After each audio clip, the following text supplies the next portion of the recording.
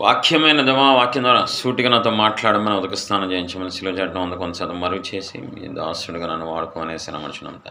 మత్తయి సువార్త 22:32 ఫాస్ట్గా చూద్దాం. మృతుల పునరుద్ధానమును గూర్చి నేను అబ్రహాము దేవుడను, ఇస్సాకు దేవుడను, యాకోబు దేవుడనై ఉన్నానని దేవుడు మీతో చెప్పిన మాట మీరు చదవలేదా? ఆయన సజీవులకే దేవుడు కానీ మృతులకు దేవుడు కాడని వారితో చెప్పాను. చాలు. ప్రదేవుని పిల్ల జాగ్రత్తగా అర్థం చేసుకోవాలి. ఆయన ఎవరు?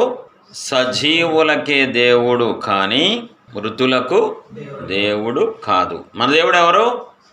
సజీవులకి దేవుడు. కీర్తన 33:12 యెహోవా తమకు దేవుడుగా గల జనులు ధన్యులు, ఆయన తనకు స్వాస్యంగా ఏర్పరచుకున్న జనులు ధన్యులు. యెహోవా తమకు దేవుడుగా గల జనులు ధన్యులు. ఈ భూమి మీద ఎవరికైతే యెహోవా దేవుడుగా ఉంటారో, ఎవరైతే దేవుని ప్రజలుగా భూమి మీద ఉంటారో వాళ్ళందరూ ధన్యులు, ధన్యులు, ధన్యులు. అర్థమైందా? ఆయన సజీవులకు మాత్రమే దేవుడు, మృతులకు దేవుడు కాదు. బతుకున్న వాళ్ళకే కదా దేవుడు. కీర్తన 30:9 మన్ను నిన్ను స్తుతించునా, అది వివరించునా. మన్ను నిన్ను స్తుతించునా. మన్ను దేవుణ్ణి స్తుతించలేదు. మట్టికి జీవం ఉండదు, మట్టికి ఆత్మ ఉండదు, కాబట్టి అది ఎప్పటికీ స్తుతించలేదు. ఇప్పుడు కీర్తనలో 6:5 మరణమైన వారికి నిన్ను గూర్చిన జ్ఞాపకం లేదు. బాబా మరణమైన వారికి నిన్ను గూర్చి జ్ఞాపకము లేదు. పాతాళములో ఎవరు నీకు కృతజ్ఞతాస్తుతులు చెల్లిస్తారు? చెల్లించరు కదా. సజీవులే కదా, భూమి మీద ఉండగానే కదా కృతజ్ఞతాస్తుతులు చెల్లించేది. మనం చచ్చిపోయిన వాళ్ళ దగ్గరికి వెళ్ళారు టీ తాదాం అంటే, అలాగే బాబాయ్య ఉండి ఒక నిమిషం అంటాడా? లేగడు. కొడితే లేగడు, తిడితే లేగడు. మొహం మీద యాసిడ్ పోసామనుకో, రే సరిగ్గా పోయి అంటాడా? ఇప్పుడు బైబిల్ భాషలో బ్రతుకుండటం అంటే ఏంటి, చచ్చిపోవడం అంటే ఏంటి? బైబిల్ భాషలో సైన్స్ భాష వేరు, లోక భాష వేరు, బైబిల్ భాష వేరు. బైబిల్ భాషలో ఎవరు సజీవులంటే నిత్యము దేవుని స్తుతించే వాళ్ళే సజీవులు. చచ్చింది గొర్రె. నిత్యము దేవుణ్ణి అనుదినము మానక దేవుణ్ణి స్తుతించే వాళ్ళే సజీవులు. బైబిల్ భాషలో దేవుని దృష్టిలో వాళ్ళు సజీవులు, మిగతా వాళ్ళు చచ్చిన వాళ్ళు.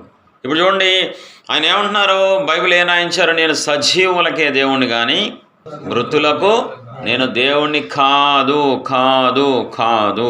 మనం పరిశీలించుకోవాల్సిన విషయం ఏంటంటే, మనం సజీవంగా ఉన్నామా, దేవుని దృష్టికి మృతులుగా ఉన్నామా? చాలా ప్రాముఖ్య విషయం. భౌతికంగా అయితే మనం బతికే ఉన్నాం, ఊపిరాడుతుంది, శ్వాస పీల్చుకుంటున్నాం, ఇదంతా ఇది కాదు. లోకపరంగా మనం మాట్లాడుకోవట్లే ఇక్కడ సబ్జెక్టు. ఆత్మీయంగా దేవుని దృష్టికి సజీవులు అంటే ఎవరో? నిత్యము దేవుణ్ణి స్తుతించేవాళ్ళు, ప్రాణాత్మ దేహాలతో హృదయపూర్వకంగా దేవుణ్ణి స్తుతించి కీర్తించి ఆరాధించే వాళ్ళు మాత్రమే దేవుని దృష్టిలో సజీవులు. మేరా చదువుతున్నావా? చదువుతున్నాను. మరి కాలేజీకి వెళ్తలేదు ఏంటనే? చదువుకునేవాడైతే కాలేజీకి వెళ్ళాలి కదరా కాలేజీకి. కాలేజీకి వెళ్తలేదు కదా, మర్చిపోయాను, మానేశాను చదవటం. నువ్వు స్తుతిస్తున్నావంటేనే సజీవంగా ఉన్నట్టు. నువ్వు స్తుతించడం మానేసావు అనుకో, చచ్చావన్నమాట. ఆత్మలో చచ్చావన్నమాట. భౌతికంగా చావలా, నువ్వు ఆత్మలో చచ్చిపోయావు. స్తుతించే మనసు లేదా? దేవుడిచ్చిన ప్రతి వాటిని బట్టి స్తుతించకుండా ఇవి నేనే సంపాదించుకున్నాను, నా కష్టార్జితం అంటున్నావా? నువ్వు చచ్చావు దేవుడి దృష్టిలో. నువ్వు సజీవుడవు, సజీవురాలు కాదు. నువ్వు మృతుడివే దేవుడి దృష్టిలో. ఎందుకని? నిన్ను నువ్వే హెచ్చించుకుంటున్నావు, నిన్నే గణపరుచుకుంటున్నావు, నిన్ను మహింపరుచుకుంటున్నావు. దేవుడు దాన్ని చూసి నువ్వు చచ్చినోడితో సమానమే. నువ్వు బ్రతుకుంటే, సజీవ లెక్కలో ఉంటే, నేను చేసిన ప్రతి మేలు గుర్తు చేసుకుంటావు, నా త్యాగాన్ని గుర్తు చేసుకుంటావు. ప్రతి చిన్నదాన్ని కూడా దేవుని కృప వల్ల ఇది నేను సంపాదించుకున్న, దేవుడి దయ వల్ల.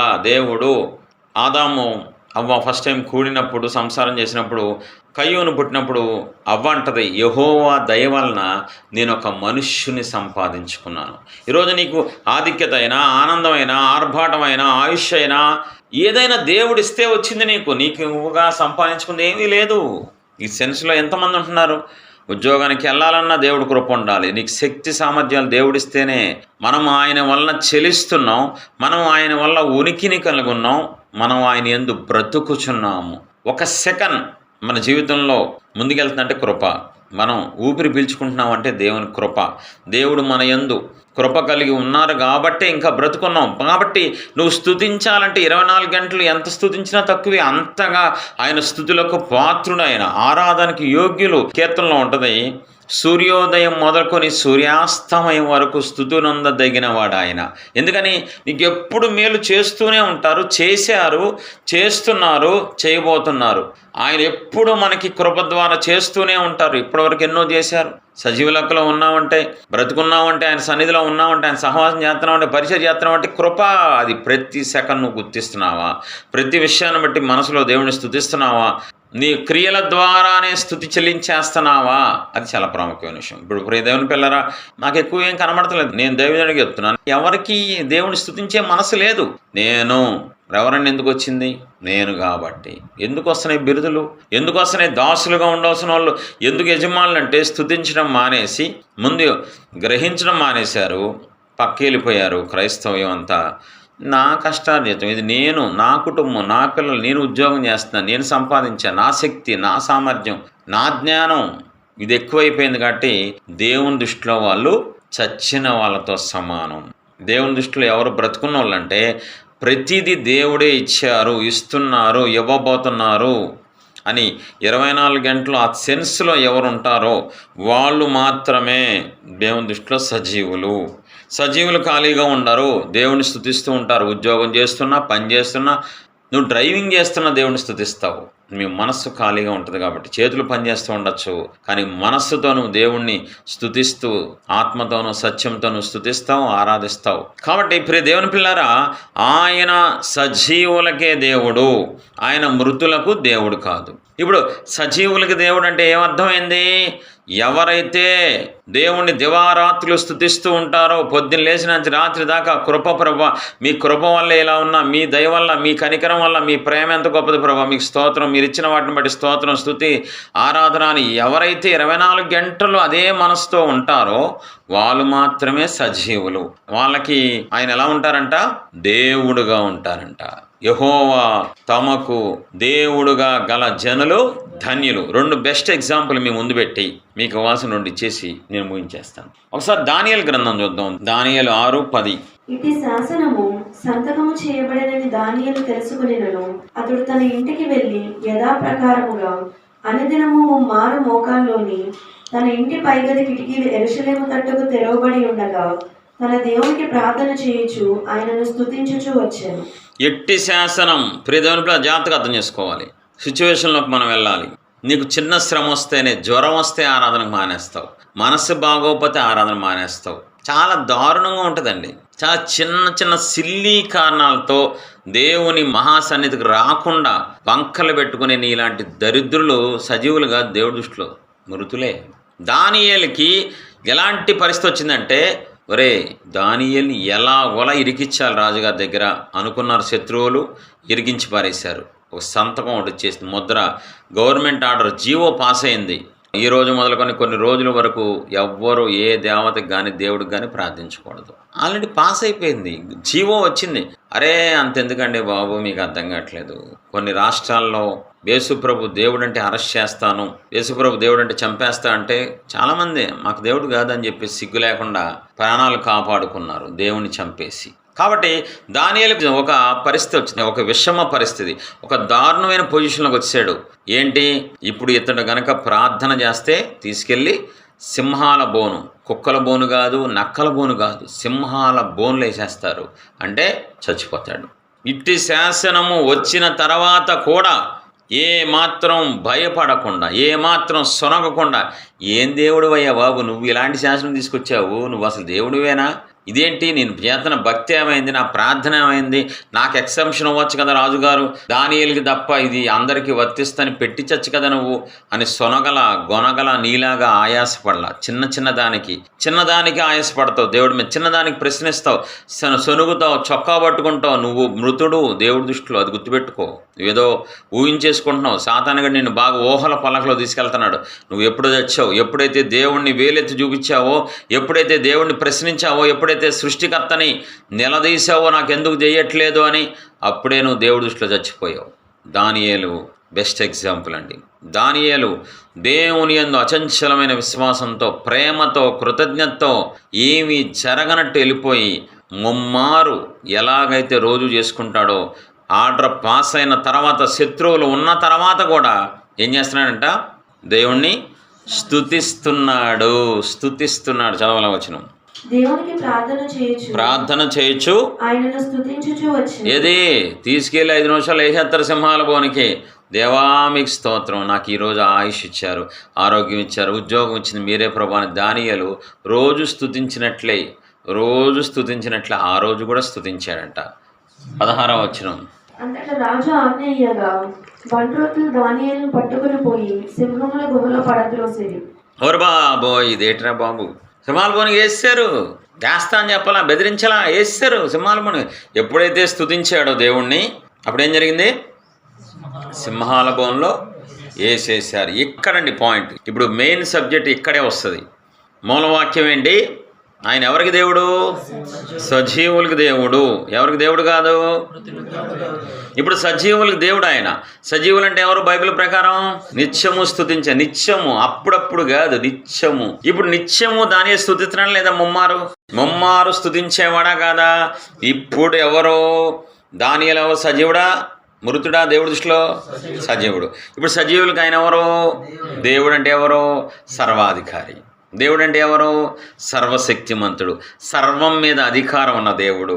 ఇప్పుడు ఏం చేశారు? సింహాలారా నా దాసుడి జోలికి వెళ్తా, నాట్ మై అని చెప్పి సర్వాధికారి అయిన దేవుడు ఒక దేవదూతను పంపించి సింహాలని నోరుమూసాయి అన్నారు. భూమి మీద, ఆకాశం మీద, జీవరాశుల మీద, దేవదూతల మీద, మనుషుల మీద, అన్నిటి మీద అధికారం ఉన్న ఏకైక మహాదేవుడు, చక్రవర్తి అయిన దేవుడు ఈ సజీవుడైన దానియేలు విషయంలో దేవుడు కలగజేసుకొని దానియేలుని దేవుడు అద్భుతంగా, ఆశ్చర్యంగా, జీవితాంతం భూమి ఉన్నంత వరకు చెప్పేలాగా మహిమ కార్యం చేశారండి. ఆయన ఇప్పుడు ఏం చేశారు? దానియేలు సజీవుడు కాబట్టి కలగజేసుకున్నారు. సింహాసనం నుంచి లేచి, రే ఎవరక్కడ, సింహాల నోర్లు మూసేయండి. ఆయన సర్వాధికారి అయిన దేవుడు తన అధికారం చేత తన దాసుని రక్షించుకొని తన్ని గొప్ప చేశారు. గబగబా వచ్చేస్తున్నాడు రాజు. దానియేలు, సింహాలు నిన్ను ఏం చేయలేదా? ఏ సింహం నిన్ను? అరే ఇదేంట్రా బాబు, రాజు నా పిచ్చి పెట్ట, ఎంతోమంది సింహాల బోన్లు వేసి అంటారు కానీ ఎవడో బయటికి పడలేదు అంటే, నేను సజీవుణ్ణి, నా దేవుడు సజీవుడు, నా దేవుడు రక్షించగలిగిన వాడు. దేవుడు అంటే ఏంటో తెలుసా? ఎట్టి స్థితిలోంచైనా లేపగలరు. దేవుడు అంటే ఏదైనా మార్చగలరు. దేవుడు అంటే ఎలాగైనా రక్షించగలరు. ఆయన దేవుడు. ఇప్పుడు రాజుగారు సాష్టాంగ పడిపోతున్నాడు వచ్చి. ఎవరో రాజు, ఎవరికి? రాజ్యంలో ఉన్న ఒక వ్యక్తికి సాష్టాంగపడి, బాబు నువ్వు మహాములుడు కాదురా బాబు, నీ దేవుడేంటి, నువ్వేట్రా, ఏదో చేద్దాం అనుకున్నారు శత్రువులు. దేవుడుగా కలగజేసుకొని ఆ శ్రమను కూడా ఆశీర్వాదంగా మార్చేశారు. ఆ అవమానాన్ని కూడా ఘనతగా మార్చేశారు. ఆ కష్టాన్ని కూడా తీపి గుర్తుగా మార్చేశారు. దేవుడు మనతో ఉంటే, మన పక్షాన ఉంటే, మనం సజీవులుగా ఉన్నామని ఆయన గ్రహిస్తే కీడును మేలుగా మార్చేస్తారు. మన జీవితంలో శాపాన్ని ఆశీర్వాదంగా మార్చేస్తారంతే, ఇంకా మామూలుగా ఉండదు. ఒకసారి చూడండి, ముందుకు వెళ్దాం. 24వ వచనం. రాజు ఆజ్ఞయ్యగా దానియేలు మీద నింద మోపిన మనుషులను వారి తోడుకులు వచ్చి సింహముల గుహలో పడద్రోసిరి. వారిని, వారి కుమారులను, వారి భార్యలను పడద్రోసిరి. వారు ఆ గుహ అడుగునకు రాకమునిపై సింహముల పాలైరి. సింహములు వారి ఎముకలను సహితము పగుల గురికి పొడి చేశారు. ఇప్పుడు ఎలా ఉంటుందండి దానియేలు మనస్సు? ఇదేంటి పొడి చేసేసినాయి, కింద గుహలో కింద పడక ముందే టక్మల్ నాకు చంపేసినాయి. ఇప్పుడు దానియేలుకి ఎలాంటి ఆనందం? తన శత్రువులు తన ముందే చచ్చిపోయారు. తన శత్రువులు. దానియేలు ఘనత పెరిగిపోయింది, విలువ పెరిగిపోయింది. దేవుడు కలుగా చేసుకొని సజీవుడైన దానియేలు పక్షాన యుద్ధం చేసి ఎన్ని రకాల ఆనందాలు తెలుసా? దేవుడు మన పక్షాన ఉంటే, మనతో ఉంటే, మన పక్షాన గనక కార్యం చేస్తే ఎన్ని ఆనందాలు వస్తాయి తెలుసా? ఇప్పుడు చూడండి, సింహాలు ఏం చేయట్లా, దానియేలు పిచ్చిపడుతుంది. ఏం చేయట్లేదు, కొంపతీసి మీరు ఏమన్నా వెజిటేరియన్ సింహాలు, మీరు నాన్ వెజ్ తినరా? పిచ్చిపడుతుంది దానియేలుకి. అక్కడ అర్థం కావట్లా సీను. ఒక రకమైన పండగ, ఆనందం, ఆర్భాటం. బయటికి రాగానే రాజుగారు సాష్టాంగ పడిపోతున్నాడు. ఏదో రాజుగారు ఆయన ఏమన్నా బొంటరవుతా అర్థం కావట్లేదు. ఏంటండి బాబు, రోజు దేవుణ్ణి స్తుతించడం వల్ల, నిత్యము దానియేలుకి దేవుణ్ణి స్తుతించాలని ఆ మంచి మనస్సాక్షి వల్ల, ఆ గొప్ప కృతజ్ఞతా భావం ఎంతగా ఆనందాన్ని, ఆశీర్వాదాన్ని, అభివృద్ధినిచ్చినాయి తెలుసా. ఈరోజు ఎంతమంది ఉన్నారు స్తుతించేవాళ్ళు? ఎన్నైనా కార్యాలు జరగనివ్వండి, ఎన్ని మేలు పొందుకుంటావో, ఎన్నిసార్లు తప్పించబడ్డావో, మళ్ళీ పరగడిపే. నిన్నటితో అయిపోయింది. ఏంటి ప్రభువా ఏం చెయ్యట్లేదు? పొద్దున్నే మనసు, ఏంటయ్యా నువ్వు, ఏంటి బతికేంటి ప్రభువా? అస్సలు అది కరెక్టే కాదు. దావీదు మనస్సు, అయ్యా సౌలా మీకు విషయం చెప్పనా, పలానా రోజు సింహాన్ని చీల్చే శక్తి నా దేవుడిచ్చారయ్యా. ఇంకో మొన్న తెలుసా, మొన్న ఎలుగుబంటి తీసుకెళ్ళిపోతున్నాయి, మొన్న కూడా ఎలుగుబంటికి చంపేసే శక్తినిచ్చారు, ఇప్పుడు కూడా ఇస్తారయ్యా. అది కదా క్రైస్తవుల మనసు, దేవుని పిల్ల మనసు. దేవుడు చేసినవన్నీ గుర్తు చేసుకొని, ఈసారి కూడా దేవుడు నాకు జయం ఇస్తారు, ఈసారి కూడా నన్ను విడిపిస్తారు అని చేసిన వాటిని బట్టి గుర్తు చేసుకుని స్తుతించాలి కదా. ఎప్పటికప్పుడు పరగడిపి నాకేం జరగలేదు, చేసినవన్నీ మర్చిపోతావు, చేసినవన్నీ వదిలేస్తావు, ఏనాడు వాటిని స్తుతించావు, ఏనాడు వాటిని బట్టి దేవుని మహింపరచవు. వామ్మో వాయో ఇదేం దేవుడు ఇంత ప్రేమ ఏంటి అని అనవు. నువ్వు పరిచర్లో ఎన్ని చేస్తున్నారు, దేవుడు మీ పట్ల ఎన్ని కార్యాలు చేస్తున్నారు, వాటిని బట్టి స్తుతిస్తున్నావా? వాటిని బట్టి దేవుని గణపరుస్తున్నావా? వాటిని బట్టి దేవుని మహింపరుస్తున్నావా? అబ్బే, సంవత్సరం అయినా, 2 ఏళ్ళైనా, 3 ఏళ్ళైనా, 10 ఏళ్ళైనా నిన్నే జరిగినట్లు దేవుని స్తుతించి దేవుని యందు పరవశిస్తావు చూసావా? అది స్తుతించడం అంటే. మరి నీ పక్షం దేవుడు లేరు, నువ్వు చచ్చిపోయిన దాంతో సమానం. ఎప్పుడైతే నువ్వు స్తుతించట్లేదో నువ్వు పాతాళానికి వెళ్ళిపోయావు. పాతాళంలో ఎవరు నీకు కృతజ్ఞతాస్తుతులు చెల్లిస్తారు? సజీవులే కదా. సజీవులు అనేవాడు, అయ్యా ఈ ఊపిరి పీల్చుకుంటున్నానంటే మీదయ్యానయ్యా, నాకు బంగారాల ఆస్తి కాదయ్యా, మీరు నాకు సొంతం అయిపోయారు తండ్రి, అదే నాకు భాగ్యం అయ్యా. మీరు నాతో ఉంటున్నారు, నాలో నివసిస్తున్నారు, అదే నాకు ధన్యత అయ్యా. ఈ భౌతికమైన వాటిని బట్టి ఎవడో పట్టించుకోడండి. ఆయనతో సహవాసం చేయటం నిత్యము, నేను తెలుసా దేవుని పాదాల దగ్గర వ్యక్తిగత సహవాసంలో మీరు నా పట్ల చూపిస్తున్న ప్రేమకి, మీరు నాతో సహవాసం చేస్తున్నందుకు మీ పాదాలకి కోట్ల ముద్దులు పెడుతున్నాను ప్రభు అంటాను. వాళ్ళు వ్యతిరేక పరిస్థితిలో దానియేలు స్తుతిస్తున్నాడు. అక్కడ మరణానికి వెళ్ళిపోవాల్సిన పరిస్థితి వచ్చినా స్తుతించడం మాత్రం మానట్లేదంతే. నీకు మేలు జరిగితే 2 నిమిషాలు చెప్పేసి దాన్ని స్తుతించడం అంటారు. 24 గంటలు ఒకే మనసు, ఎప్పుడు ఒకే. క్రైస్తవుడు అనేవాడు ఆనందం వస్తే పొంగిపోకూడదు, సమస్య వస్తే కృంగిపోకూడదు. ఆడే నిజమైన క్రైస్తవుడు. ఆనందం వస్తే ఆర్భాటం చేసి ప్రభా ప్రభా ప్రభా అని చెప్పేసి ఏం జరగకపోతే ఏం దేవుడువే నువ్వు? ఏం దేవుడివి? ఆడు క్రైస్తవుడు కాదు, ఆడు దేవుడి బిడ్డ కాదు, ఆడు దెయ్యం బిడ్డ. ఆనందం వస్తే పొంగిపోకూడదు, బాధ వస్తే కృంగిపోకూడదు. ఎప్పుడు ఒకే లెవెల్. దానియేలు ఎప్పుడు ఒకే రీతిగా, ప్రమోషన్ వచ్చినా రాకపోయినా ఎప్పుడు ఒకే రీతిగా నిత్యము దేవుడితో ఒక బంధం కలిగి, ఒక సహవాసం కలిగి ముమ్మారు దేవుణ్ణి ప్రార్థిస్తున్నాడంట, ముమ్మారు దేవుణ్ణి స్తుతిస్తున్నాడంట. అందుకే సమస్య వచ్చినప్పుడు దేవుడే కలగజేసుకున్నారు, సమస్య వచ్చినప్పుడు దేవుడే రంగంలో దిగారు, సమస్య వచ్చినప్పుడు మహిమ కార్యం చేశారు. సమస్య వస్తే ఆ సమస్య ద్వారా తన కుమారుని హెచ్చించుకున్నారండి దేవుడు. ఈరోజు నీకు సమస్య వస్తే ఇంకా కుంగిపోయేలాగా, సమస్య వస్తే ఇంకా దిగజారిపోతావు, సమస్య వస్తే ఇంకా నాశనం అయిపోతుంది. ఎందుకు తెలుసా? దేవుడు నీ సమస్యలో కలుగ చేసుకోవట్లేదు కాబట్టి, దేవుడు కలుగ చేసుకునేలాగా నువ్వు జీవించట్లేదు కాబట్టి, దేవుడు నీ సమస్యని నేను పరిష్కరించాలి అనేలాగా నీ బ్రతుకు, నీ విధానం లేదు కాబట్టి, నీ మనసులో లేదు కాబట్టి, అహంతో గర్వంతో నిండిపోయావు కాబట్టి దేవుడు నీ పక్షాన వ్యాజ్యం ఆడట్లేదు, యుద్ధం చేయట్లేదు, నిన్ను గెలిపించట్లేదు, నిన్ను ఊరేగించట్లేదు. ఆరోగ్యం బాగున్నా బాగోకపోయినా, ఎన్ని సమస్యలైనా, చుట్టూ శత్రువులున్నా, మనసులో గుండెల్లో అందరూ పొడుస్తున్నా, నిత్యము ఉదయకాలం నుంచి సాయంకాలం దాకా మనస్ఫూర్తిగా ఆరాధన చేస్తాను. నేను హృదయపూర్వకంగా స్తుతిస్తా, సంతోష గానాలతో నా దేవుణ్ణి ఆర్భాటంతో. అది క్రైస్తవ్యం అంటే.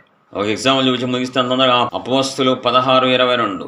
దేవుడు నీకు మహిమ కార్యాలు చేయాలంటే నువ్వు సజీవంగా ఉండాలి.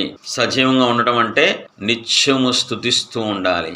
అప్పుడు జన సమూహము చాలు పౌలు మీదకి, పౌలుతో పాటు ఉన్న శీల మీదకి, వాళ్ళిద్దరి మీదకి దుమ్మిగా వచ్చి ఏం చేశారు? పౌలు శీలని కొట్టంటారా అని చెప్పి చెరసాల నాయకుడికి అధికారాన్ని ఆర్డర్ పాస్ చేసి వెళ్ళిపోయారు. నాయకుడు దగ్గరుండి సైనికులతో కొట్టిచ్చాడు అంతే. పౌలు శీల రక్తం వచ్చేలాగా గట్టి ఇది చేతులు కాళ్ళు ఉబ్బిపోయేలా కొట్టారండి. సైనికులు అలా కొడతారు కానీ మామూలుగా పైపైన కొట్టి ఆయన మీద రాత్రెట్టి. అలాంటి పరిస్థితుల్లో మనోడు ఏం చేస్తున్నాడు? ఇప్పుడు 25వ వచనం.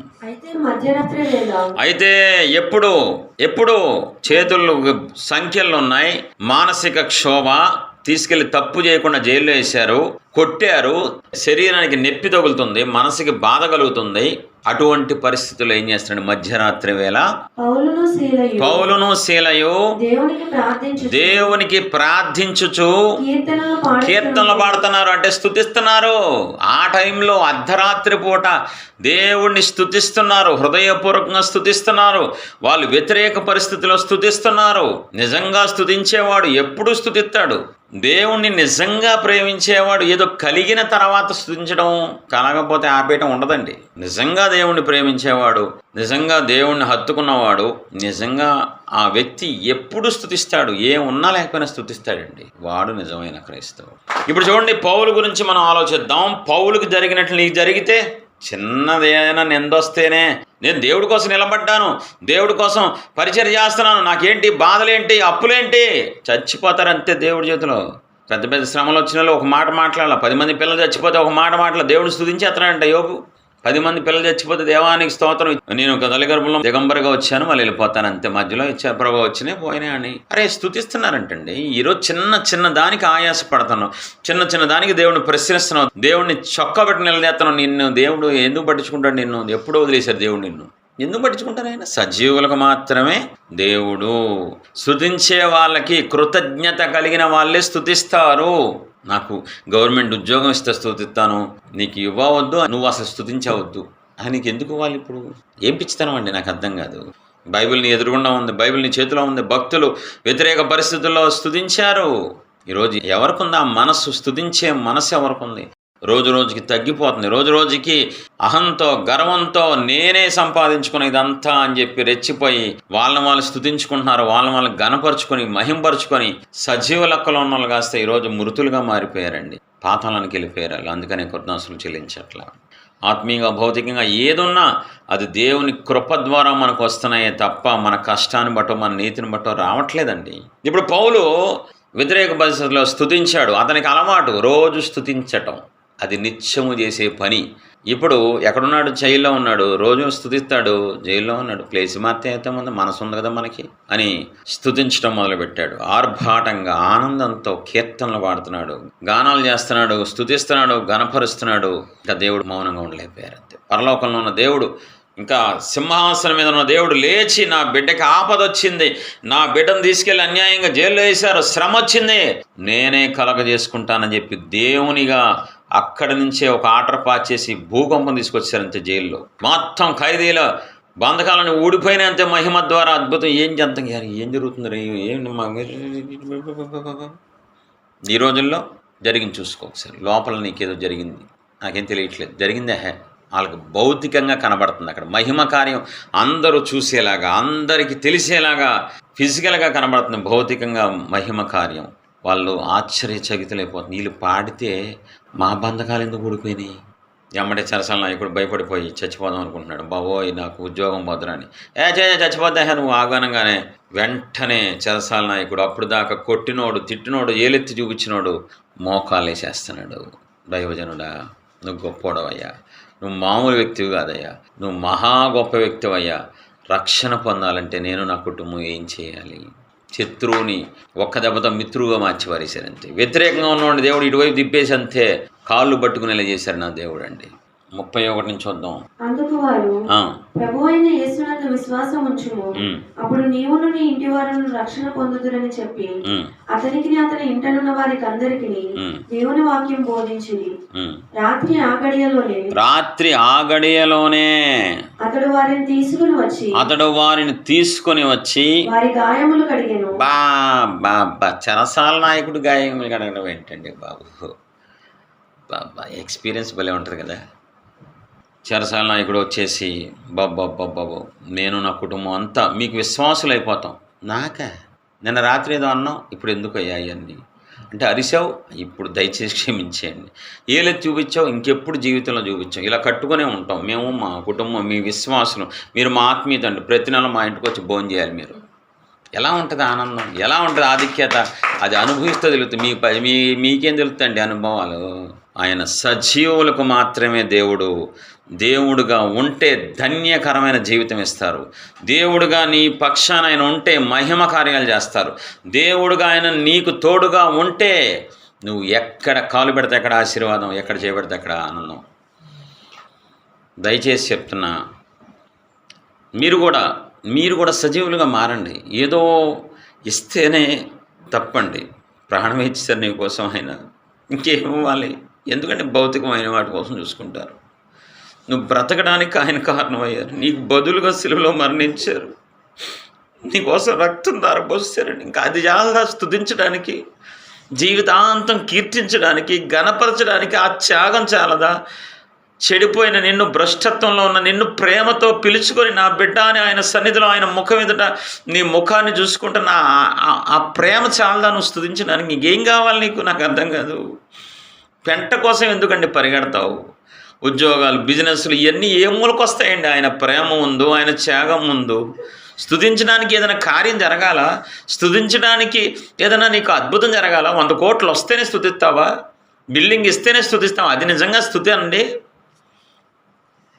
ఎలా ఉన్నారో మీరు ఒకసారి ఆలోచించుకోండి. ప్రియమైన పిల్లరా, మీకు కూడా నాలాగా నిత్యము స్తుతించే మనసు నా దేవుడు వాళ్ళని ఆశపడుతున్నాను.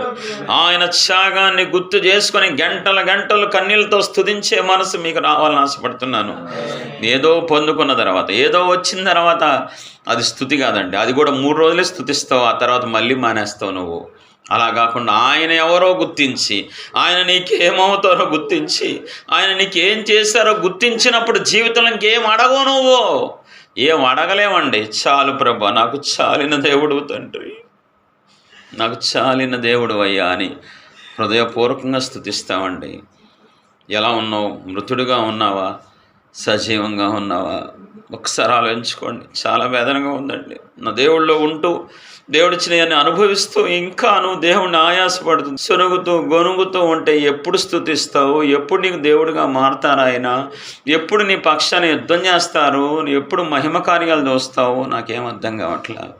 ప్రార్థన చేస్తున్నాం. ప్రేమాస్వరూపనేసు ప్రభు, వాక్యం ద్వారా సూటిగా నాతో మాతో మీరు మాట్లాడారు. మీకేం మహిమ కలుగాక.